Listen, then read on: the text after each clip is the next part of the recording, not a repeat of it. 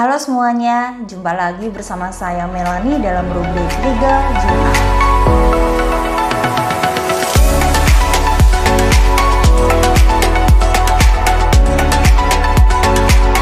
Nah, video kali ini saya akan mencoba untuk menjawab pertanyaan dari Pak Munardi. Jadi Pak Munardi ini sempat menuliskan di kolom komentar dan juga sempat mengirimkan WA pribadi gitu ya, WA ke nomor kantor saya begitu secara pribadi dari beliau yang bertanya mengenai beberapa pertanyaan gitu ya, pertanyaan cukup banyak gitu ya. Jadi cerita dari Pak Munardi ini adalah orang tua saya atau orang tua Pak Munardi ini menikah di tahun 1968 dan mempunyai anak 3 orang. Nah, bapak saya meninggal pada tahun 2008. Orang tua saya pada tahun 2002, jadi waktu bapaknya masih hidup gitu ya. Bapak dan ibunya ini di tahun 2002 membeli tanah dan sertifikatnya di atas namakan ibu saya. Jadi tanah ini dibeli kemudian di atas namakan nama ibu. Nah, yang ingin ditanyakan ada beberapa ya. Yang pertama, tanah atau harta yang diperoleh dari pernikahan bapak dan ibu di mana sertifikatnya di atas namakan ibu, jika bapak sudah meninggal, apakah harta tersebut bisa disebut harta waris untuk ibu dan 3 anaknya jika ibu masih hidup? Atau bagaimana hukum dan status harta tersebut? Nah, saya jawab ya. Jadi sesuai dengan pasal 830 dan pasal 832 Kitab Undang-Undang Hukum Perdata dan pasal 171 sampai dengan pasal 214 Kompilasi Hukum Islam menyatakan bahwa harta waris itu dapat diwariskan kepada pihak lain apabila terjadinya suatu kematian. Selain itu, ahli waris harus memiliki hubungan darah dengan pewaris gitu ya. Nah, penggolongan atau kelompok-kelompok ahli waris di dalam hukum Islam secara khusus ya, dalam hukum Islam itu dibagi 2 gitu ya. Yang pertama menurut hubungan darah. Jadi golongan laki-laki terdiri dari ayah, anak laki-laki, saudara laki-laki, paman, dan kakek. Sedangkan golongan perempuan terdiri dari ibu, anak perempuan, saudara perempuan, dan nenek. Dan yang kedua menurut hubungan perkawinan yang terdiri dari duda atau janda gitu ya. Jadi menurut hubungan darah dan juga menurut hubungan perkawinan.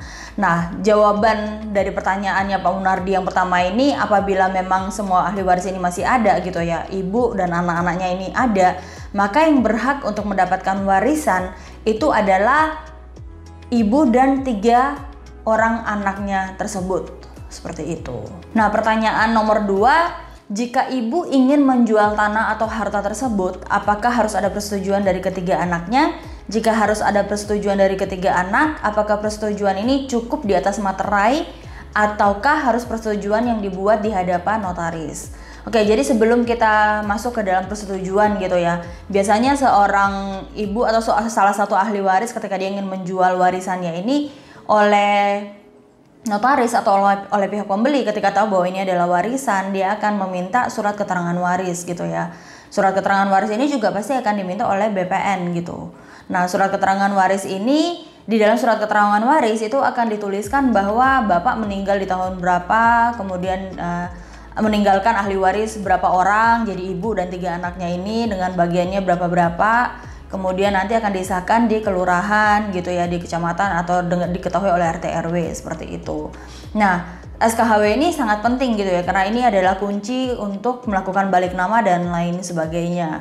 Kita kembali ke persetujuan dari ketiga anak gitu ya. Nah, persetujuan ini memang dibutuhkan gitu ya. Persetujuan ini sangat dibutuhkan dan persetujuan ini memang bisa dibuat di bawah tangan atau bisa juga dengan dihadirkan gitu ya. Jadi ahli waris ini hadir pada saat melakukan proses jual beli tanah tersebut. Dan biasanya pembeli juga harusnya mengetahui gitu ya bahwa oh ya ahli warisnya ini, dan dia melihat bahwa ahli waris semuanya setuju seperti itu. Atau kalau memang mau lebih kuat, itu harus dibuat di hadapan notaris. Jadi opsional gitu ya, ini adalah pilihan dari para ahli waris seperti itu. Nah, pertanyaan selanjutnya, jika anak nomor 2, jadi saudaranya Pak Munardi gitu ya maksudnya ya, secara sepihak sudah terlanjur melakukan transaksi dengan pihak pembeli dengan melakukan tanda tangan palsu. Jadi bukan tanda tangan asli dari ibu, dan sampai keluar AJB gitu ya. Tertulis antara ibu dan pembeli dari notaris atau PPAT. Padahal ibu ini belum pernah tanda tangan dan belum pernah ketemu pembeli dan belum pernah datang atau didatangi oleh petugas dari notaris atau PPAT tersebut. Nah, pertanyaannya adalah apakah memang transaksi tersebut sah?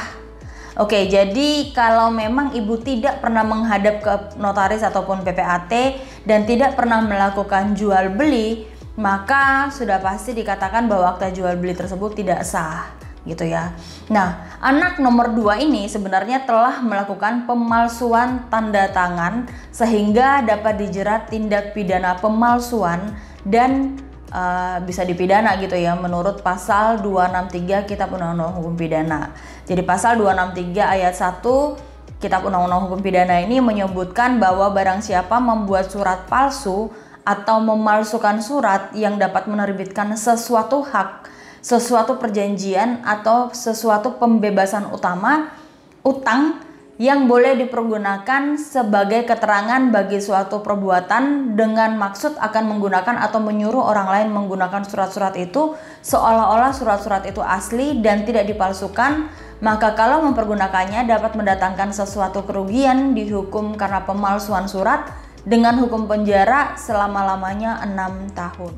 Nah, selanjutnya pertanyaan nomor 4. Ini lanjutan gitu ya dari pertanyaan nomor 3. Selain anak nomor 2 yang telah melakukan pelanggaran, apakah pihak notaris atau PPAT juga melakukan kesalahan atau pelanggaran karena tidak mengecek dan tidak mendatangkan atau mendatangi ibu sebagai pemilik sertifikat tanah tersebut? Nah, di dalam hukum pidana gitu ini jawabannya ya. Jadi di dalam hukum pidana pasal 55 ayat 1 itu mengatur tentang penyertaan dalam tindak pidana.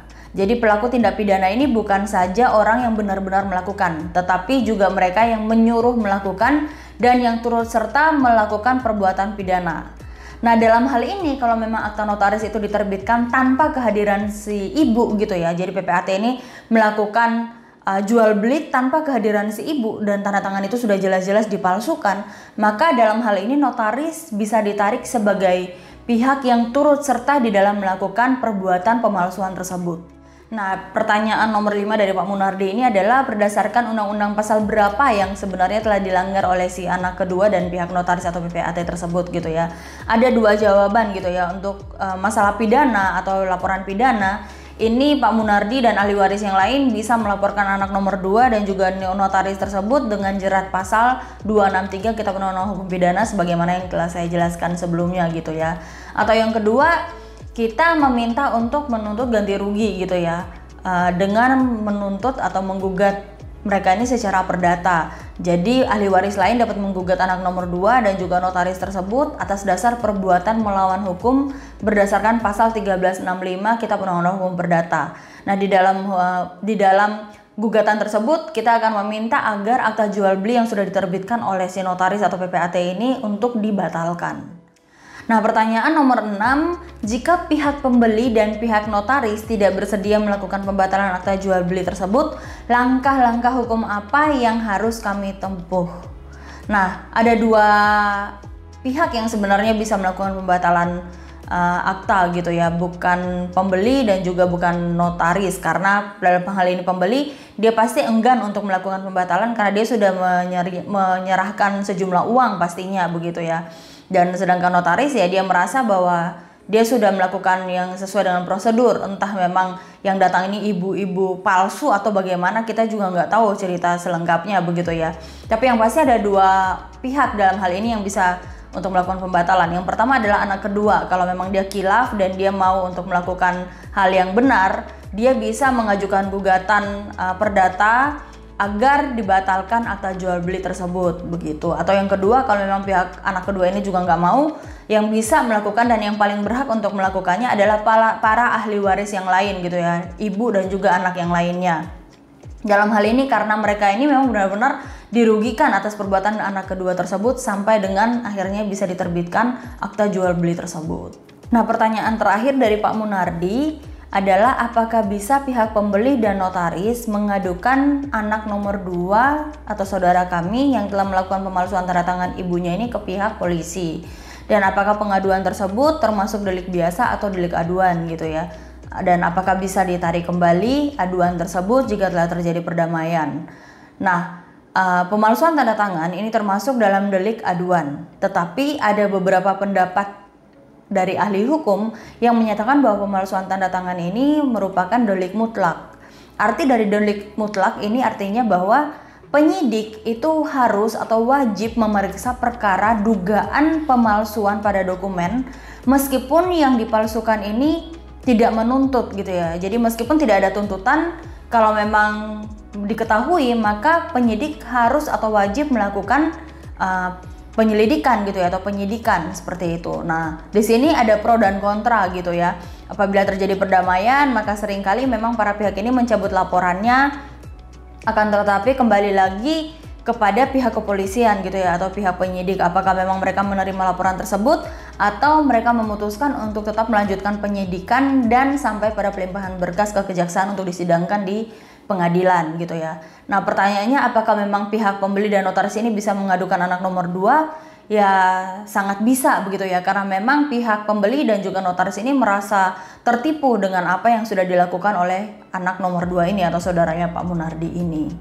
Nah, demikian jawaban saya atas semua pertanyaan dari Pak Munardi. Semoga semua hal yang ditanyakan dapat terjawab dengan penjelasan singkat yang sudah saya sampaikan ini dan juga bermanfaat bagi semua kalian yang menonton video ini.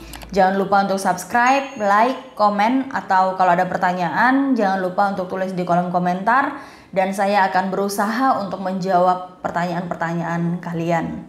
Oke, sampai jumpa di video selanjutnya. Salam keadilan.